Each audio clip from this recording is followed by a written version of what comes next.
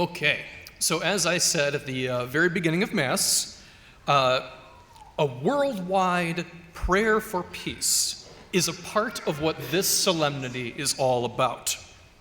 And while we have a lot of days celebrating Mary, this is the day we focus on Mary as mediatrix of mercy. So that is, she's something that makes a prayer for mercy easier.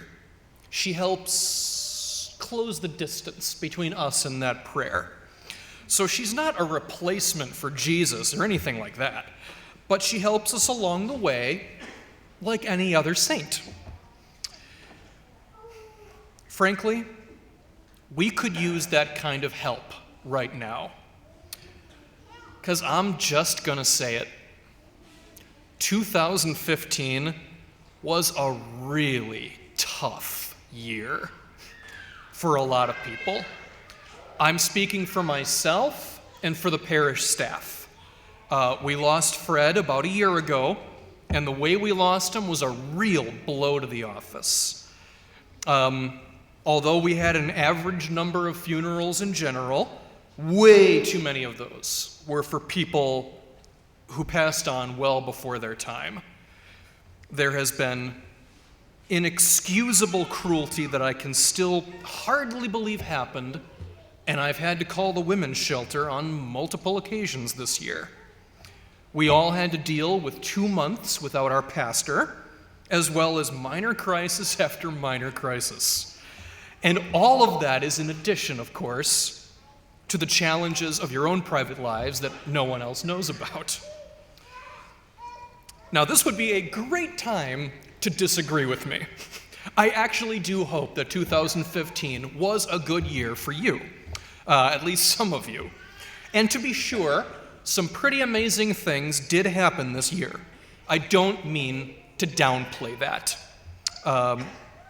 We had tons of awesome weddings, fantastic year for weddings. The ENAC is a sweet place, and I almost wish I could tell you about all of the awesome confessions I've heard in this church this year. Don't worry, I won't. But there's been a lot of bravery and a lot of healing, just a few feet in that corner, and I really am proud of a lot of people that have really made the effort to come closer to Christ and acknowledge whatever weaknesses they're struggling with. All of that, 2015 has been great. But simply put, I do believe that it is a reasonable thing to expect for 2016 to be a better year. And a communal act of prayer for peace is a fine way to make that happen. So I think I'm going to ask you to pay special attention to the general intercessions today, otherwise known as the prayers of the faithful. See, when we have a Mass without written out prayers, we always have them written out on Sundays, but when we have a Mass without those written prayers, the priest is just supposed to make them up on the spot.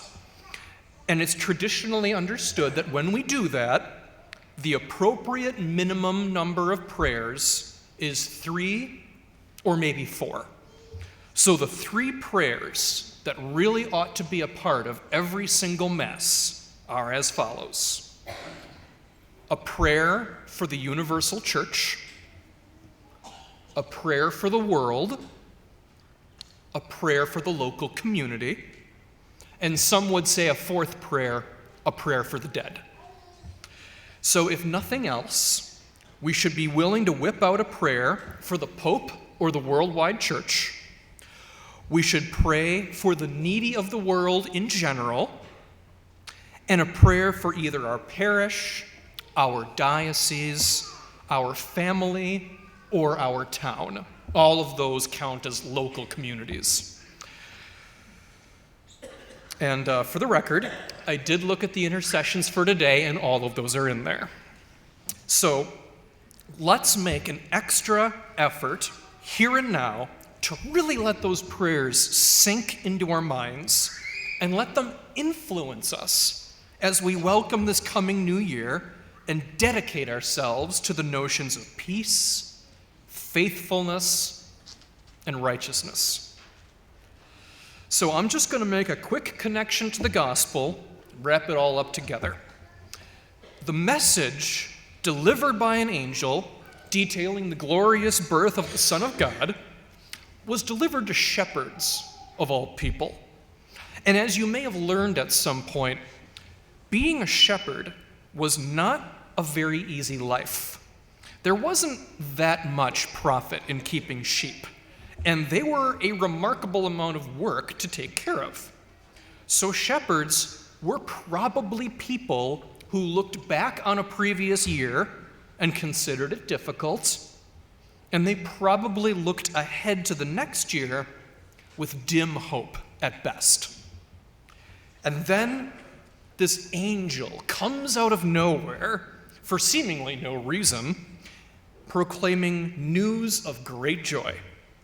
It's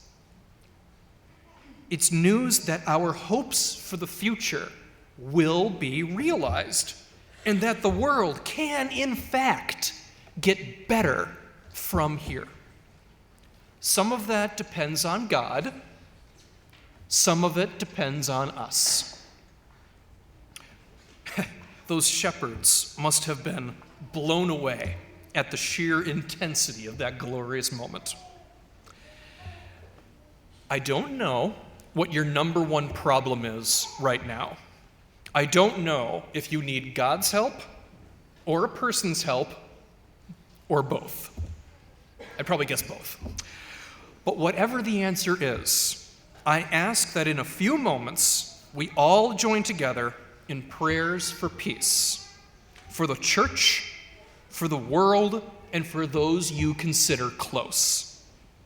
Prayers with one another and with Mary, our mother, through Christ, by the Holy Spirit, to our Father, who art in heaven.